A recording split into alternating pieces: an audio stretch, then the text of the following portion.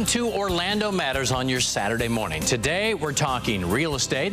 We're talking politics. First up, real estate is back. After several years of fears when it comes to buying and selling, we are the hotspot in the country once again. But why?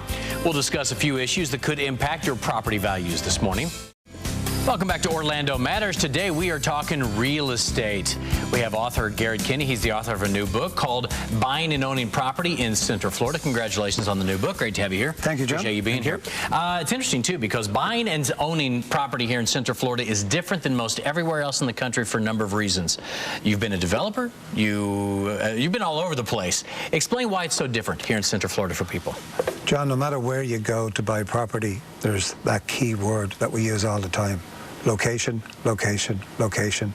And here in Orlando, we definitely have that location. What I find interesting is when you're talking real estate in other cities where I've actually worked, you're talking about people who are just circulating. You know, somebody moves from the west side of town to the east side of town, or a job brings them in. But here in Central Florida, you're able to market worldwide, right? Where are you marketing properties right now?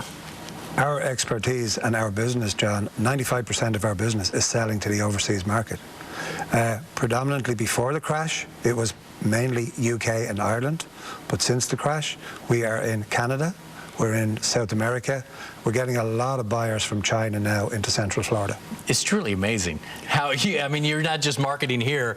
You can produce a video, you can put a flyer together, send it around the world, and you've got interest that quickly. It's so unique, I think. It's amazing because now our videos are produced in Chinese, are produced in Portuguese.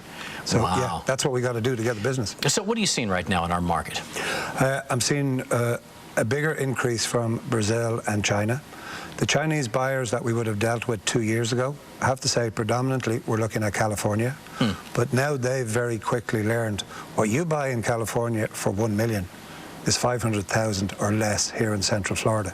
I know a lot of people from foreign countries will also buy a place where they can come for maybe a month, maybe 2 months at a time, and they rent it out the rest of the time. And I know a lot of people in Central Florida also interested in investment properties. Well, what are you seeing in the investment property market right now? You've got two types of buyers, John. You have predominantly the investor. He's going to be just looking at the figures. You know, what does it cost to me? What return am I getting?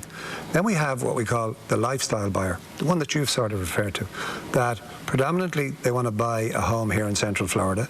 They want to use it 2 or 3 times a year. But when they're not here, then they rent it out. And that's what we offer our clients from around the world. We basically offer them a one-stop shop. We sell, we rent, and we manage. What are people saying about the market right now? Are they worried about Central Florida? Because we have seen, let's be honest, we've seen, Rick Singh just said we saw a 12% property value increase in Orange County last year. Some other neighborhoods are seeing upwards, property values going up 50, 60, over the past couple of years again. Does that worry you from the real estate side? Obviously, too much growth too quickly can be worrying for anybody. But we still have a long way to get us back to where we were in 2008 when we were at the height of the market. So America and Florida seem to be stable. That's what the outside world looks at. And that's the only way I can talk to you because most of our business is coming from outside the US. When you're in South America, you're looking at the US as a stable economy. When you're in China, look at what happened in the last 2 to 3 weeks with the Chinese stock market. We've had a dramatic increase in the last 10 days coming from China, whereas a couple of weeks before that, it had slowed down. Yeah, it's funny. We sometimes think that we're on a roller coaster, but compared to other countries, Greece, for example, we're extremely stable when it comes to that. What do people say over there, though? Are there worries, or what's the #1 selling point for Central Florida when you go to talk to somebody from Brazil? Is it all just about climate and beaches? Safety of investment. Like what I've learned in dealing with Brazilian investors over the last 6 months, a lot of the rules and regulations, like I'm a developer. I took out a report one day and showed them a 100-page environmental report on one of our projects. They were amazed. They don't have that same reporting in Brazil. So when I've explained to them the way we do development here in Florida, we follow a set of rules, they're amazed, because they don't have those rules and regulations. Here is a very safe place. I will stop you there, yeah, because that sounds like a hassle to developers here. And I've talked to developers before who say, there are too many rules in place. But looking at it from afar, it does ease some of your concerns if you're thinking about buying because everything's been taken care of, right? Correct. That is correct. Like here, there is a system. There's a system. You know the rules of the game. So when you go to play that game, as long as you abide by the rules, you'll deliver a good project at the end. What are you seeing in the future here for our market? One of the things now we're rolling out, John, is a complete vacation resort made up of single-family homes. A lot of the time in the past, you know, they'd come in, they'd buy a home here, a home there. We're building a resort that's going to be 250 vacation homes, ranging from 3 beds right up to 8 beds. And we will have all management on site. Wow. So you as an owner? Yeah.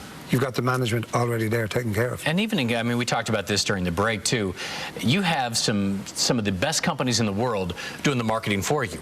We're talking Disney and Universal. They're advertising all over the world saying, hey, come to Orlando. This town's not going down anytime soon, that's for sure. That's a question I've been asked while in the UK about, you know, marketing of the properties, and I say exactly what you've just said. Look at what Universal spent just on the Harry Potter alone. Disney are now talking about Star Wars and revamping Hollywood studios. Those guys are spending big money. They've done immense market research, and I think what we have at the minute as 62 million visitors, we're going to see great increases in the coming years. All right, very quickly.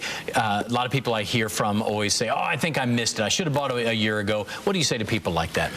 Okay, I don't look at real estate as a 12 or a 24-month hit.